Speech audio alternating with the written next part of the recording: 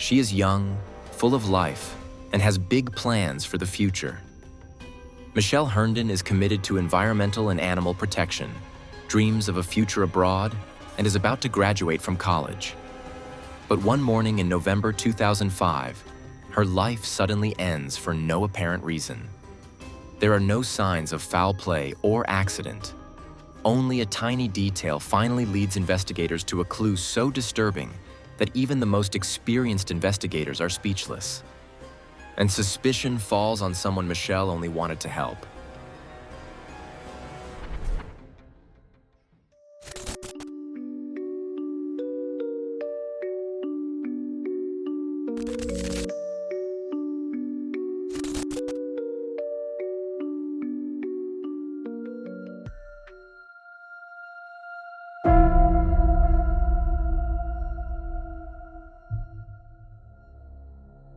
Michelle Herndon was born on July 15, 1982 in Live Oak, Florida. The small town is located east of Tallahassee and had a population of just 1,600 in 2005.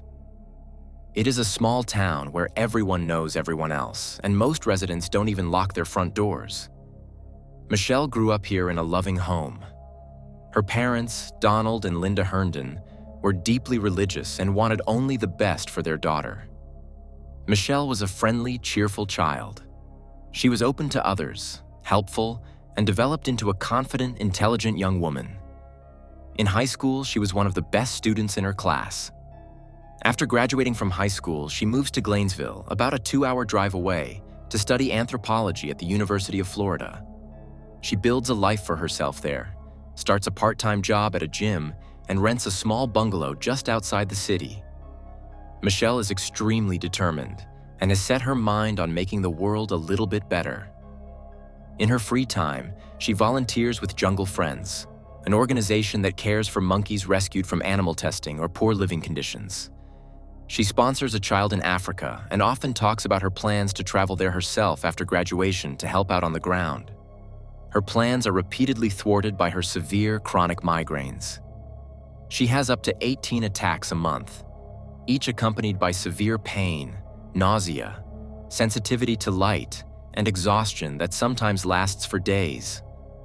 She tries to manage the condition with triptan, but no medication brings lasting relief. Every day, she struggles through her studies, job, volunteer work, and everyday life. Michelle meets her best friend Jessica Seipel at university. The two spend a lot of time together, going on trips and attending lectures together. Jessica lives in a large apartment near campus, which she shares with her roommate Oliver O'Quinn. Oliver is not a student. He's 28 years old and works as a nurse at the university hospital. He's originally from Georgia but has Irish roots. Since Oliver is also friendly and helpful, he quickly becomes part of Michelle and Jessica's circle of friends. A close friendship develops between him and Michelle. However, when he starts seeking her company more and more, she makes it clear to him that she has no romantic interest in him. At the time, she's in an on-off relationship with her longtime boyfriend Jason Terry, whom she has known since high school. Jason now lives almost 650 kilometers away in Miami Beach, and the distance has put their relationship to the test. Oliver accepts Michelle's boundaries but remains an integral part of her circle of friends and continues to meet up with her often. In the fall of 2005, Michelle's health deteriorates. Her migraine attacks become more frequent and intense. Oliver, who as a nurse has experience with pain patients, suggests one day that he get her a special medication. He claims it is more effective than any of the remedies she has tried so far, but it requires a prescription and is not officially approved for her. Michelle hesitates, aware of the risk. But out of desperation, and because she trusts Oliver, she finally agrees.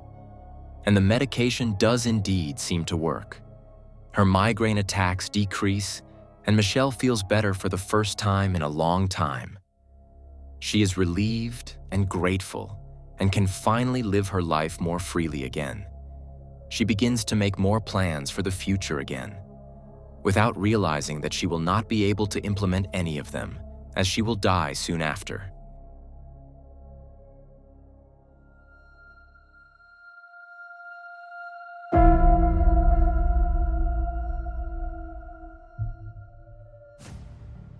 Michelle's friendship with Oliver grows closer and closer. They often have personal conversations, and Oliver tells her about his past. He claims to have been in the military and served in Afghanistan. Later, he says he was a firefighter and even worked for the Air Force.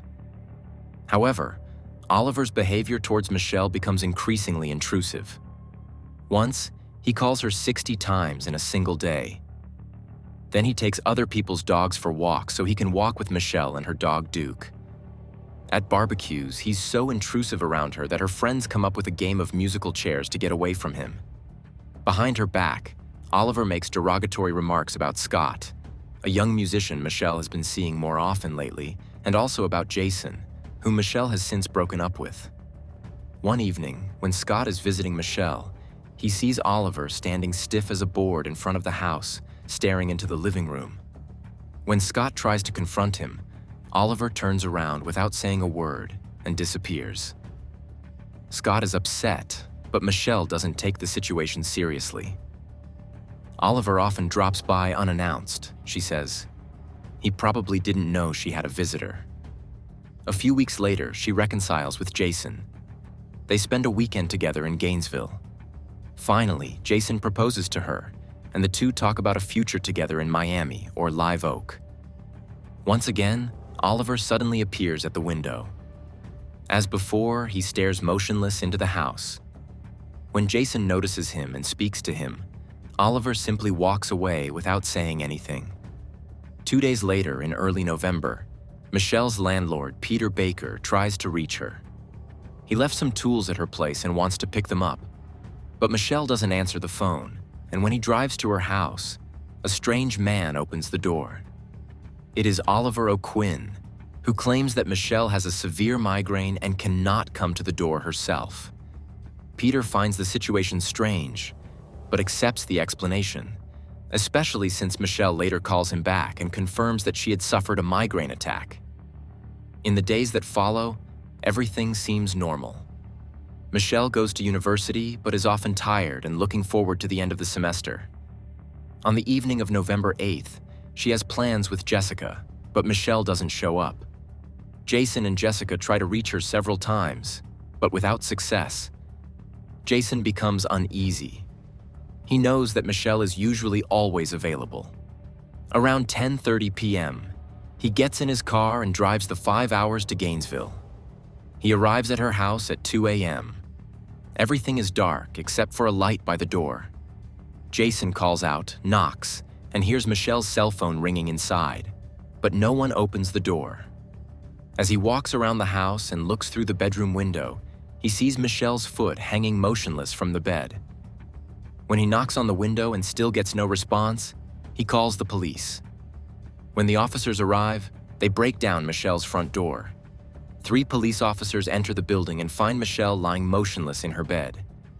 It looks as if she has passed away peacefully, but it quickly becomes clear that Michelle is dead. The investigators immediately cordon off the property and begin their investigation. At first, Jason himself is under suspicion. Although he is in shock, he is questioned immediately. He calmly explains that he was worried after Michelle did not respond to his numerous calls, and that is why he went to her house. The investigators are faced with a big mystery. There are no signs of a break-in, and nothing in the house has been ransacked or stolen. The TV is still on, and there is no indication that a crime has taken place here. At first glance, Michelle's body appears to be intact, but the investigators realize that a young, healthy woman does not simply die in her sleep, and that there must be more to it than that. Therefore, the body is taken to the forensic medicine department and autopsied. The doctors determine that Michelle has probably been dead for around 20 hours. At first, they can find nothing that would explain her death or indicate violence. But on closer inspection, the doctors discover a small puncture wound in her left arm. They almost overlooked it because when Michelle was found, she was lying on her arm, which was discolored and slightly swollen due to poor circulation.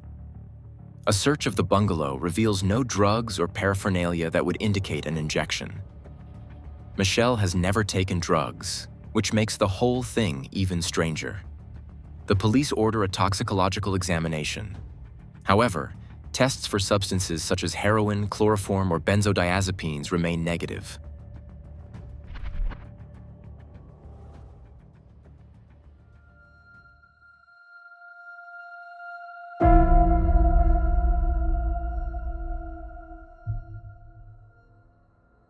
The investigation is now focusing on Michelle's circle of friends.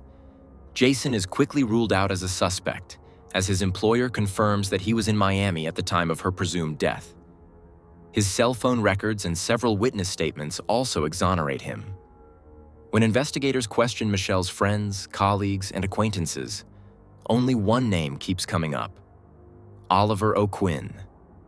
Given his recent intrusive and obsessive behavior, no one in Michelle's circle would be surprised if he had something to do with her death. Michelle's mother, Belinda, reports that she spoke to Michelle on the phone on the evening of November 7th. Her daughter happily told her that she and Jason were back together and that she wanted to meet her friend Oliver later that evening. This means that Oliver was probably the last person to see Michelle alive. However, when the police want to question him, he has disappeared without a trace. His cell phone is turned off, and he has not returned to the apartment he shares with Jessica Seipel for days. He has also not shown up at work since Michelle's death. By going into hiding, he's making himself very suspicious. But so far, there is no clear evidence to suggest that he is the perpetrator. The next morning, forensic investigators search the trash cans outside Michelle's house. In one of the cans, they find a black trash bag tied in a knot. Inside is an empty IV bottle and a so-called butterfly needle, a small flexible IV device used in hospitals. The bottle contains residues of a clear liquid. Analysis reveals that it is the anesthetic propofol. Propofol is a powerful intravenous drug used worldwide to induce general anesthesia. It is intended exclusively for use in the operating room and must be administered under constant supervision by medical professionals. In 2009, propofol became known worldwide because it played a role in the death of musician Michael Jackson. The singer had been receiving the drug from his doctor for weeks. The bag found in Michelle's trash also contains residues of two other substances: midazolam, a powerful sedative, and etomidate, an anesthetic with a sedative effect. Michelle was very afraid of needles, as her mother later reported. She didn't even dare to donate blood, which is why it is extremely unlikely that she administered the infusion herself. Investigators also doubt this, as propofol is not freely available. It is dispensed via electronic medicine cabinets and requires an access code. The only person in Michelle's circle who has such access is Oliver O'Quinn, as he is a trained nurse. At the same time, it becomes known that Oliver was discharged from the hospital on the day of Michelle's death. Officially, it is said that he lost his job because he could not meet the requirements in the intensive care unit. However, investigators believe it is possible that his dismissal could be related to the crime. Even before the final toxicology results are available, Oliver tells his father in a conversation that a friend died of an overdose. The police learn of this statement. At this point, the cause of death was not yet publicly known, so it is clear to investigators that Oliver has knowledge that he could only have if he himself was involved in the crime. The investigators then draft a possible sequence of events. It goes like this. Oliver stole propofol from his employer and administered it intravenously to Michelle, possibly under the pretext of helping her with her migraines. He then cleaned up, deliberately placed her in a position where she looked like she was sleeping, and left the house through the back door. He locked the front door and disposed of the used utensils in the trash. Shortly afterwards, Oliver's application documents arrive at a care facility in Ireland, which makes it clear to the officials once again that Oliver intends to flee. A second toxicological examination specifically for propofol is carried out and the suspicion is confirmed. Michelle Herndon died of a massive overdose of propofol. The amount administered is 6 times the usual anesthetic dose. Further forensic analyses provide additional concrete evidence. The serial number on the propofol bottle leads directly to the campus hospital in Gainesville, and the electronic log of the medicine cabinet proves that Oliver retrieved the bottle using his access code. His DNA is found on the needle cap, which means he probably removed the cap with his mouth. This leaves no doubt that Oliver killed Michelle. All that's missing is the arrest warrant, and Oliver.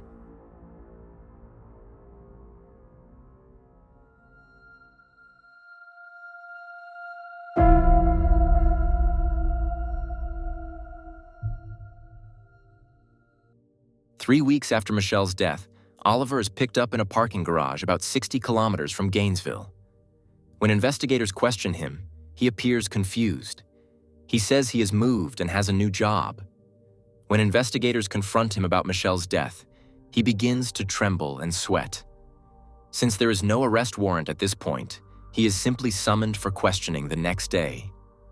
But Oliver does not appear and instead flies to Ireland that same night. It is not until April 2006 that an Irish journalist and the U.S. Marshals managed to track Oliver down. He is extradited and charged with first-degree murder in the United States. At the first hearing, his defense pleads not guilty. Oliver is then remanded in custody until the trial begins a year later.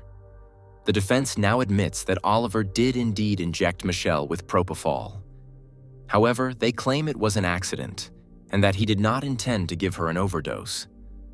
The prosecution sees things very differently. Oliver repeatedly harassed Michelle on the phone, stalked her, and was jealous, controlling, and intrusive. He also did not take it well when she got back together with her ex-boyfriend. A fellow inmate testified that Oliver confessed to him that he had intentionally administered the lethal dose to Michelle. The trigger was a conversation that Oliver overheard by chance. In it, Michelle said that Oliver was just an acquaintance to her and that she didn't want to have any contact with him after she graduated. According to the witness, Oliver said, "If she dumps me, then I'll dump her too, into a deep sleep from which she'll never wake up." In the end, the jury only needs 90 minutes to deliberate. Oliver is found guilty on all counts and sentenced to life imprisonment without the possibility of parole. In the end, at least there is a small victory and a little justice for Michelle, who died at the age of just 23. And that brings us to the end of today's video. What do you think about today's case? Feel free to write your thoughts in the comments. This also helps support this channel. If you want to see more cases like this, please subscribe. Thank you for watching. I wish you a good morning, afternoon, or evening, depending on when you're watching this video, and hope to see you again in the next video. Until then, ciao everyone.